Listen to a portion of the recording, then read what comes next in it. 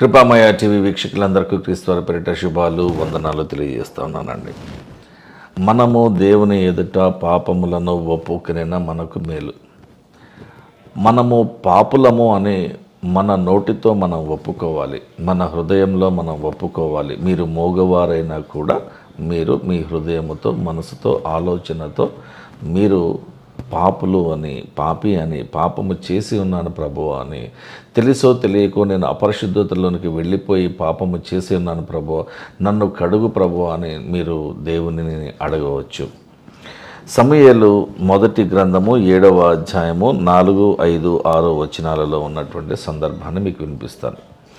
ఇశ్రాయేలీయులు బయలు దేవతలను, అష్టారోతు దేవతలను తీసివేసి యెహోవాను మాత్రమే సేవించారు. అంతటా సమూయేలు ఇశ్రాయేలీలందరినీ కూడా మిస్పా అనేటువంటి ప్రాంతానికి పిలువనంపుడి, నేను మీ పక్షంన యెహోవాను ప్రార్థన చేయదును అని చెప్పగా వారందరూ కూడా మిస్పా అనే ప్రాంతంలో కూడుకొని అక్కడ కలుసుకొని నీళ్లు తోడి యెహోవా సన్నిధిని కుమ్మరించి ఆ దినము ఉపవాసము ఉండి యెహోవా దృష్టికి మేము పాపాత్ములము అని ఒప్పుకున్నారు. మనకి ఒక పాట కూడా వ్రాయబడి ఉన్నది. దేవా పాపిని నిన్నాశ్రయించాను, ప్రేమ చూపించి నన్నాదుకోవయ్యా.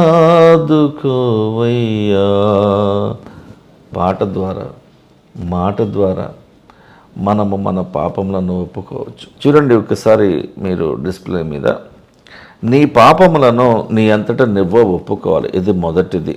అంటే బలవంతంగా ఒప్పుకోకూడదు, నీకు నువ్వుగా ఒప్పుకోవాలి. మనస్ఫూర్తిగా నువ్వు పాపము చేసావు అని ఒప్పుకోవాలి. నీ పాపములను దేవుని ఎదుట ఒప్పుకోవాలి, సంఘం ఎదుట ఒప్పుకోవాలి. నీకు బాగా నచ్చిన వారి దగ్గర నీకు నమ్మకంగా ఉండే వారి దగ్గర కూడా నువ్వు పాపాలను ఒప్పుకోవాలి. దావీదు తన పాపాలను ఒప్పుకున్న సందర్భం మనకి 51వ కీర్తన 4వ అధ్యాయంలో కనిపిస్తుంది. చూడండి, దేవా నా దేవా, కేవలము నీకే విరోధముగా నేను పాపము చేసి ఉన్నాను అంటున్నాడు. 32వ కీర్తన 5వ అధ్యాయంలో కూడా నా దోషంను కప్పుకొనక, అనగా నా తప్పులను పాపములను నేను దాచిపెట్టక నీ ఎదుట నా పాపమును ఒప్పుకొంటిని ప్రభువా. యెహోవా దేవుని సన్నిధిని నా అతిక్రమములు, నా పాపములు, తప్పులను నేను ఒప్పుకొందునని అనుకుంటుని, దేవా నీవు నా పాప దోషమును పరిహరించి ఉన్నావు, అనగా నీవు నా పాపములను క్షమించి ఉన్నావు అని అర్థము. కృత నిబంధన గ్రంథంలో కూడా యాకోబు గారు ఒక మాట రాస్తున్నాడు. 5వ అధ్యాయం 16వ వచనంలో, మీ పాపములను ఒకరితో ఒకడు ఒప్పుకోండి. ఒకరోజు వ్యభిచారములో పట్టబడినటువంటి స్త్రీని యేసు ప్రభు వారి దగ్గరికి తీసుకొని రావడం జరుగుతుంది. ఇశ్రాయేలీయులు అందరూ కూడా పట్టుకొని వస్తారు. చివరికి ఏం జరిగిందో మీకు తెలియాలి.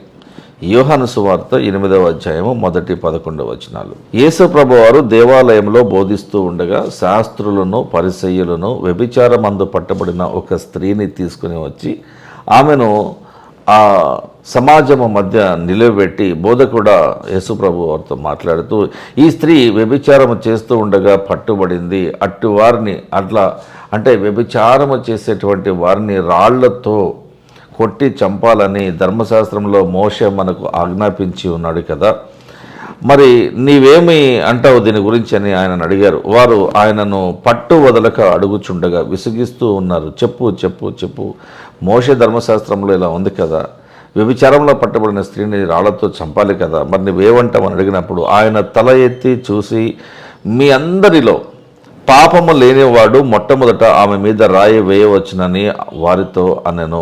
పెద్దవారు మొదలుకొని చిన్నవారు వరకు యవనస్తులందరూ కూడా ఒకరిని వెంట ఒకడు బయటికి వెళ్ళిపోయారు. యేసు ప్రభు ఒక్కడే పాపం లేనివాడు కాబట్టి మిగిలిపోయినాడు.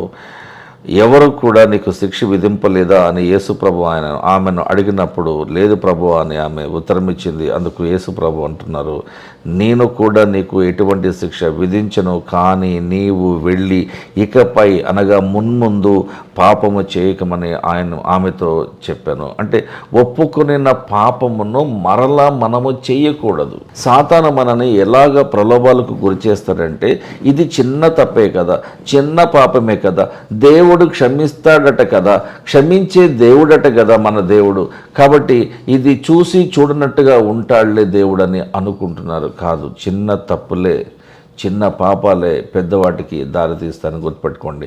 చిన్న పుండే కథను వదిలేస్తే నీ కాలు కూడా తీసివేయవలసేటువంటి పరిస్థితి రావచ్చని గుర్తుపెట్టుకోండి. మనము చేసిన తప్పులు దేవుని సన్నిధిని, సంఘములో, సభ ఎదుట, జనుల ఎదుట, విశ్వాసుల ఎదుట, మన కుటుంబం ఎదుట, మనకు నమ్మకముగా ఉండేవారి ఎదుట, క్రైస్తవుల ఎదుట మన పాపములను ఒప్పుకున్నామనుకోండి, మన మనసులో ఉన్నటువంటి భారము తగ్గిపోతుంది, ఆ బరువు తగ్గిపోతుంది. ఫర్ ఎగ్జాంపుల్, మనము ఒక నేరం చేసి ఉన్నాము, కోర్టుకి మనల్ని తీసుకెళ్ళి వెళ్ళి ప్రజెంట్ చేశారు. మరి జడ్జి గారు ఎదుట నీవు చేసినటువంటి తప్పును నువ్వు ఒప్పుకున్నావు, అది నేనే చేశాను సార్, పలానా సందర్భంలో చేయవలసి వచ్చింది, ప్రలోభాలకు గురైపోయాను, లేదంటే నేను ఒక రెచ్చగొట్టబడేటువంటి పరిస్థితికి నేను లోనైపోయాను, అందుకని ఇలాగ చేయవలసి వచ్చింది, వాస్తవానికి నా మనసులో ఈ క్రైమ్ చేయాలనే ఆలోచన లేదని నువ్వు ఒప్పుకుంటే నీకు శిక్ష తగ్గుతుంది. ఆఫ్టర్ ఆల్, కోర్టు వారే మనుషులే నీ పాపములను, నీ తప్పులను క్షమించేసి శిక్ష తగ్గించగలిగితే మరి దేవుడు నీ పాపములను మరింతగా క్షమిస్తాడు కదా. దేవుడు పాపాలను క్షమిస్తాడు కదా అని మరింతగా పాపములను చేసుకునుటూ పోవటం మంచిది కాదు సుమి. కాబట్టి మనము మన పాపములను ఒప్పుకొని తీరాలి. దేవుడు క్షమిస్తాడు, నమ్మదగిన దేవుడు, క్షమించే దేవుడు. ఆయనకు కరుణామయుడు అనే పేరుంది, దయామయుడు అనే పేరుంది, సమాధానమునకు తండ్రి అనే పేరున్నది. ఆయన మనల్ని కన్సిడర్ చేస్తాడు, మన తప్పులన్నింటినీ కూడా ఆయన క్షమించేస్తాడు. కానీ నువ్వు ఒప్పుకోవాలి, నీ నోటితో నువ్వు ఒప్పుకోవాలి, నీ హృదయంతో, నీ ఆత్మతో, నీ ఆలోచనతో, నీ మనసుతో నువ్వు ఒప్పుకోవాలి. Complete submission before God brings you a blessing. It brings you a peace in your life. చిన్న ప్రార్థన కొరకే తలలో ఉంచుదాం. పరలోకమందున్న మా తండ్రి, మా ప్రార్థన ఆలకించండి ప్రభువా. పరిశుద్ధులుగా ఉండుటకు పిలువబడినటువంటి క్రైస్తవులందరూ కూడా తెలుసో తెలియకో అపరిశుద్ధతలోనే ఉంటూ, పాపములోనే ఉంటూ, పాపముతోనే కాపురము చేస్తూ, పాపపు ఆలోచనలతోనే ఇంకా సతమతమైపోతున్నటువంటి పరిస్థితి ఉన్నది ప్రభువా. సంఘాలను పాడు చేస్తున్నటువంటి సాతాను యొక్క కుయుక్తులను తెలియని వారము కాము. నీ పరిశుద్ధ లేఖనాలను మాకు ఇచ్చి ఉన్నావు. నీ వాక్యమే మమ్మల్ని బలపరుస్తుంది, నీ వాక్యమే మమ్మల్ని శుద్ధి చేస్తుంది ప్రభువా. వాక్యంలో ఎదిగి ఫలించేటువంటి అవకాశాన్ని మా అందరికీ ఇవ్వమని యేసుక్రీస్తు వారి ప్రశస్త నామమున అడుగుతున్నాం తండ్రి. ఆమేన్. Thank you.